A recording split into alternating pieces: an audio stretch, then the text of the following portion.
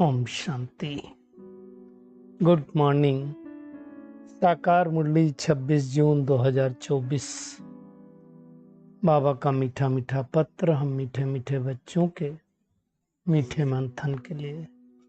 मंथन शुरू करने से पहले सुख के सागर से बाबा की सुख भरी किरणों के नीचे बैठ जाते हैं और अनुभव करते हैं कि मैं सुख स्वरूप आत्मा हूँ, सुख के सागर की संतान हूँ। आज की साकार मुरली में बाबा ने नशे की बातें बहुत सारी की हैं। पहली नशे की बात बाबा ने की है, इस नशे में रहो कि हमारा पद्मा पदम भाग्य है। पद्मा पदम भाग्य कैसे है, इसकी गहराई में हम जाएंगे, है ना। और बेहद सुख और हद के सुख में क्या फर्क है उसके बारे में भी हम जानेंगे। आज बाबा ने घृणा और नफरत की बात की है। तो घृणा क्या होती है और नफरत क्या होती है, दोनों में फर्क है, उसको भी जानेंगे। बीज और झाड़ के बारे में भी बाबा ने कहा है, उसको भी हम देखेंगे। और हीरो हीरोइन पार्ट किसका है इस पूरे कल्प में, हालांकि हम लोग थोड़े दिन पहले संडे की मुरली में देख चुके हैं, है ना। संपूर्ण बनेंगे तो देवता बनेंगे, उसके बारे में भी बाबा ने आज कहा है। और दुनिया में भगवान किसको कहा जाता है, कौन सा भगवान बड़ा कौन सा छोटा, ऐसा भी होता है। तो उसके बारे में भी बाबा ने आज कहा हुआ है, तो उसकी हम गहराई में भी जाएंगे कि भगवान भी छोटे बड़े होते हैं क्या। भगवान को महाकाल भी कहा जाता है, क्यों, उसको भी देखेंगे। और हमें कौन पढ़ा रहा है, पढ़ा करके हमें क्या से क्या बना रहा है, उसकी भी गहराई में हमें जाएंगे, है ना। और फिर एकांतवासी और अंतर्मुक्ता जो वरदान में आज बाबा ने बताया उसमें भी देखेंगे। तो पहले हम आते हैं कि पद्मा पदम भाग्य हमारा क्यों है। अरे एक पदम में 10 to the power 14 और 16 समथिंग जीरो होते हैं, तो आप सोचो इतना भाग्यशाली हम क्यों हैं। देखिए, परमात्मा परमधाम से इस सृष्टि पर आया, और जब आया इस सृष्टि पर तो हम आत्माओं की कंडीशन बहुत ही दयनीय, जर्जरी भूत अवस्था में थी। कंगाल थे, कुछ भी नहीं था, ज्ञान गुण शक्तियां तीनों नहीं थी। भगवान ने आकर के परिचय दिया, और परिचय देकर के जैसे ही परमात्मा ने कहा तुम सतयुग में थे, तुम सतयुगी आत्मा हो, तुम देवकुल की महान आत्मा हो, हम आत्मा समझ के परमात्मा को याद करने लगे। एक कदम परमात्मा की याद में उठाए तो एक पदम मिला। इसलिए भगवान कहता पद्मा पदम भाग्य है। क्यों? क्योंकि सतयुग में सोने के महल होने वाले हैं। आप सोचो, सोने का एक हम अंगूठी लेते हैं तो कितनी महंगी पड़ती, वहां तो महल होंगे। तो भाग्य पद्मा पदम है, तभी तो इतनी कमाई करते हैं बाबा की याद में, तभी तो। इसलिए बाबा ने कहा ये नशा रखो कि हम पद्मा पदम भाग्यशाली हैं। क्यों?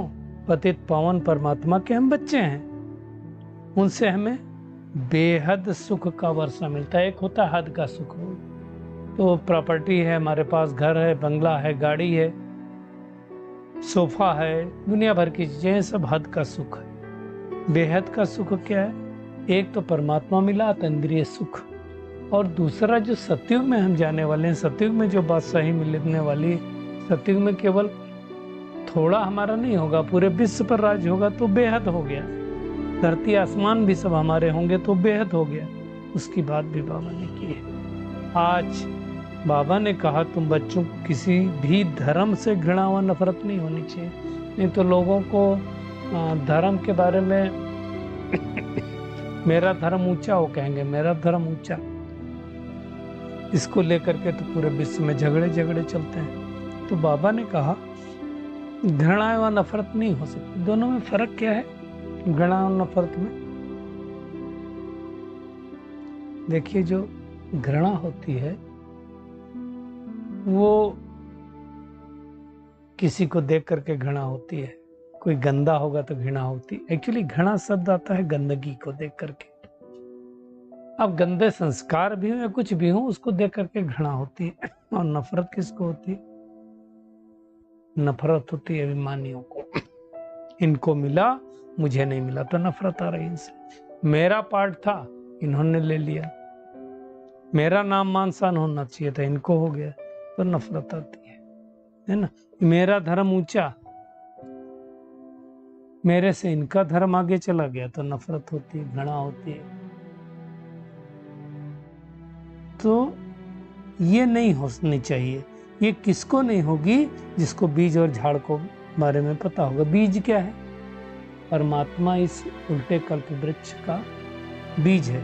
और उसके बाद झाड़ है, झाड़ में एक तना होता है, तो तना मतलब आदि सनातन देवी देवता धर्म।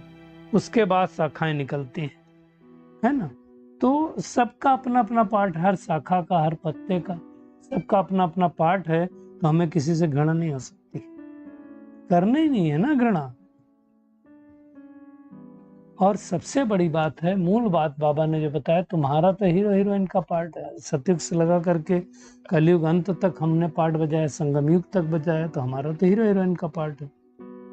हमने जो सुख देखा है वो कोई और नहीं देख सकता है। हमने प्यार वो जो पाया, दुनिया पा नहीं सकती। कैसे कहें वो हम, जुबां भी बयां कर नहीं सकती, क्योंकि कुछ चीजें होती। अब आप सोचो,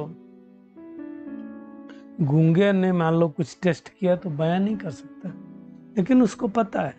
तो जो चीज हम टेस्ट करते हैं हमको पता होता है। तो ये ज्ञान ऐसे ही, इसको टेस्ट करने की आवश्यकता, अनुभव करने की आवश्यकता है ना। तो वही परमात्मा बीज है, वही सृष्टि के आदि मध्य अंत का हमें ज्ञान सुनाता है। कैसे उत्पत्ति करता, कैसे पालना करता, कैसे विनाश करता। तो देखो, ब्रह्मा द्वारा स्थापना का कार्य कराता है जो अभी चल रहा है, फिर शंकर द्वारा विनाश करा देता है, और फिर विष्णु द्वारा पालना कराता है। तो इन बातों को अच्छी तरह से समझना। दुनिया में और कोई नहीं बता सकता है, ना उनके ऑक्यूपेशन को बता सकता है। दुनिया में ब्रह्मा विष्णु शंकर कहते हैं, जानते थोड़ी है। बोलते हैं ब्रह्मा देवताय नमः, विष्णु देवताय नमः, शंकर देवताय नमः। मालूम नहीं ना, तो उनको भगवान बोल देते हैं। ब्रह्मा का एक ही मंदिर है अजमेर में। तो जब कोई संपूर्ण बनता है तो देवता कहलाता है। ब्रह्मा भी जब संपूर्ण बना, साकारी से आकारी संपूर्ण बन करके सूक्ष्मतन में चला गया, तो उसको देवता कहना जाने लगा। इसलिए कहते हैं ब्रह्मा देवताय नमः। ये समझने की बात है ना। ये सब बातें बाबा ही समझाता है, और बाबा ही आत्मा से पूछता है। आत्मा भी कहती है हमारा बाबा। तो दो बाप तो सबके हैं, एक लौकिक एक पारलौकिक बाप। वही परमात्मा सुख का सागर, शांति का सागर, प्यार का सागर है। तो बाबा ने ही समझाया कि हम आत्माएं सतयुग में थे तो 16 कला थे, फिर त्रेता में है तो 14 कला है, द्वापर में तो 8 कला है, और कलयुग में लगभग कला विहीन हो गए। और भगवान आकर के फिर से हमारे अंदर कलाएं भर रहा है। तो बीच बीच ये भी चेक करते रहना है कि मेरे अंदर कलाएं आ रही कि नहीं आ रही। बाबा ने कहा कि जो देवी देवताएं हैं उनको कोई अपना वंशावली नहीं समझता है। अगर वंशावली समझते तो फिर उनकी महिमा अपनी निंदा कोई थोड़ी करता मंदिर में जाकर के कि तुम सर्वगुण संपन्न हो, मैं पापी हूं, नीच हूं, कपटी। नहीं, वंशावली नहीं समझते। वंशावली है तो उनके गुण भी होने चाहिए। तो ये सारी बातें परमात्मा ही समझाता है। पतित से पावन की भी बाबा ने डिग्रियां बताई, फर्स्ट सेकंड थर्ड। कौन से क्लास में हैं हम, वो अपनी चेकिंग करना है। हमको भगवान पढ़ाते हैं, कोई गुरु महात्मा महापुरुष नहीं पढ़ाता है। और आते भी देखो कितने साधारण तरण में, उनका कोई ठाट बाट नहीं, इसलिए लोग पहचान नहीं पाते हैं। परंतु देखा जाए सत्यता यही कि रचयिता शिव बाबा ही इस सृष्टि का है, दूसरा कोई रच नहीं सकता है दुनिया में। फिर आज एक बात बहुत अच्छी बाबा ने कही कि राम के जो भगत होते हैं वो कहते हैं राम बड़े, कृष्ण के भगत होंगे तो कृष्ण बड़े।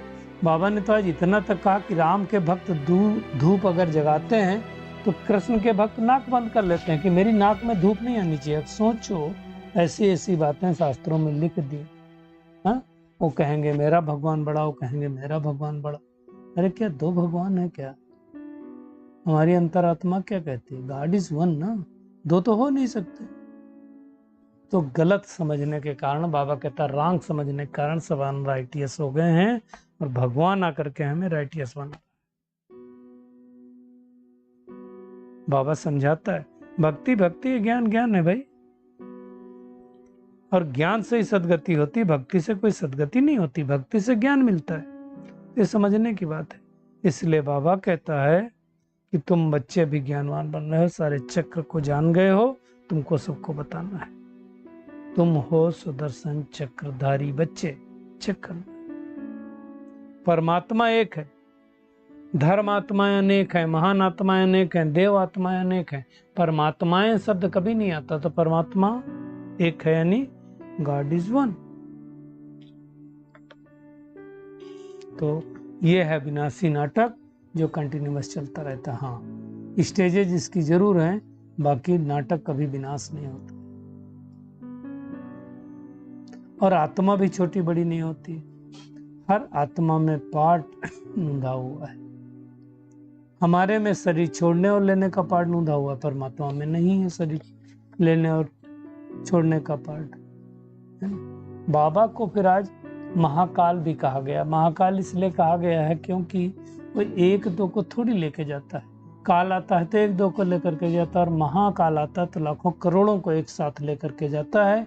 इसलिए शिव की बारात भी गई हुई है।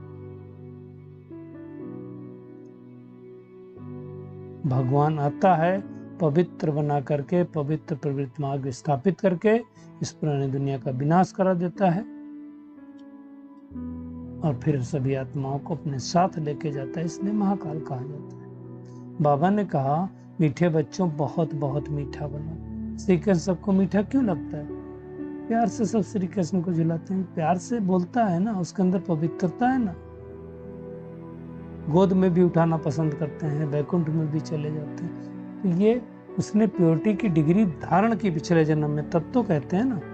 भगवान कहता है तुम्हें मैं मुक्ति, जीवन मुक्ति का रास्ता बताता हूँ, कोई मनुष्य किसी का गुरु हो नहीं सकता, और ज्ञान के सिवाय कोई जान नहीं सकता। ऋषि मुनि भी तो नहीं जानते, नेति नेति बोलते हैं। तो भगवान ही आकर के उनको समझाता। बाबा कहता देखो 84 जन्मों में, अभी आप सोचो बहुत सारी आत्माओं का 84 जन्म हुआ है ना, और 84 इस समय आप देखो तो 850 करोड़ आत्माएं, और एक का दूसरे से फीचर न मिले तो इससे बड़ी कुदरत क्या होगी। बाबा ने आज ये भी कहा तुम हो राज ऋषि। ऋषि किसको बोलते हैं?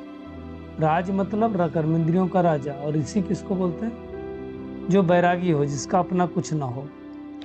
तो ऋषि अक्षर वास्तव में है पवित्रता का। तो बाबा ने कहा तुम राजऋषि हो तो जरूर पवित्र होंगे। ये हमें अपनी चेकिंग करना है कि मनसा वाचा कर्मणा हम कितना पवित्र हैं। पद तो होता ही नंबर वन, सब एक जैसे तो पद पाएंगे नहीं, है ना। तो ये सारी बातें बाबा हमें समझा रहा है। बाबा कहता है अब सारे धर्म हैं इस समय, लेकिन आदि सनातन देवी देवता धर्म नहीं है। इसका मिसाल दिया बनयान ट्री का,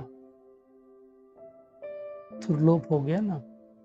तो बाकी सब धर्मों की टालटालियां खड़ी है, आदि सनातन देवी देवता धर्म है ही नहीं। क्यों नहीं है? क्योंकि हम पतित बन गए। भगवान आकर के फिर से पावन बना करके हमें हीरो हीरोइन बना रहा है, विश्व का राज्य अधिकारी बना रहा है। तो ऐसी पढ़ाई अगर भगवान पढ़ाता है तो फिर रेगुलर पढ़नी चाहिए कि नहीं पढ़नी चाहिए? अगर नहीं रेगुलर पढ़ते हैं तो चालू करें और कमेंट करके बताएं कि मैं रेगुलर पढ़ता हूँ कि नहीं पढ़ता हूँ। किसी की मुरली मिस होती है क्या? हम तो अब समय आ गया 4-5 बार पढ़ने का, तो मिस कैसे हो सकती है मुरली? तो वो जरूर चेक करें, है ना। भगवान एक ही बार आता है पाठ बजाने के लिए, हमको पढ़ाता है, तो हमें कद होना चाहिए, खुशी होनी चाहिए। एक ही बार संगम युग पर आता है, पुरुषोत्तम बनाता है, सत्य की स्थापना करता है। तो ऐसा बाबा नहीं मिलेगा। तो आज का वरदान है, सेवाओं की प्रवृत्ति में रहते बीच बीच में एकांतवासी बनने वाले अंतर्मुखी भव। देखो, काम तो हम सबको है, लेकिन साइलेंस की शक्ति का प्रयोग करने के लिए बाबा क्या कहता है कि काम में बिजी हो गए तो कर नहीं पाते, तो क्या करो, इसमें अंतर्मुखी बनो और एकांतवासी बनने की जरूरत है। बीच बीच में समय निकाल करके अंतर्मुखी स्थिति का अनुभव करो। ये नहीं सोचो कि हमें समय नहीं मिलता है, क्योंकि डे बाय डे क्या होगा, सेवाएं तो बढ़ती जाएंगी, लोगों के दुख अशांति बढ़ती जाएंगी, हमें उसके लिए भी समय निकालना पड़ेगा। लेकिन इसके लिए अपने पुरुषार्थ के लिए बीच बीच में अशरीरी बनने का अभ्यास करो, एकांतवासी बनने का अभ्यास करो, तो स्थिति अच्छी हो जाएगी। स्लोगन है, ब्राह्मण जीवन में युद्ध करने के बजाय क्या करो, मौज बनाओ, तो मुश्किल भी सहज हो जाएगी, है ना। मेहनत नहीं, मोहब्बत। तो आज होमवर्क क्या करना है सारा दिन? एक तो ये नशे में रहना, हमसे ज्यादा पद्म पदम भाग्यशाली कोई नहीं है।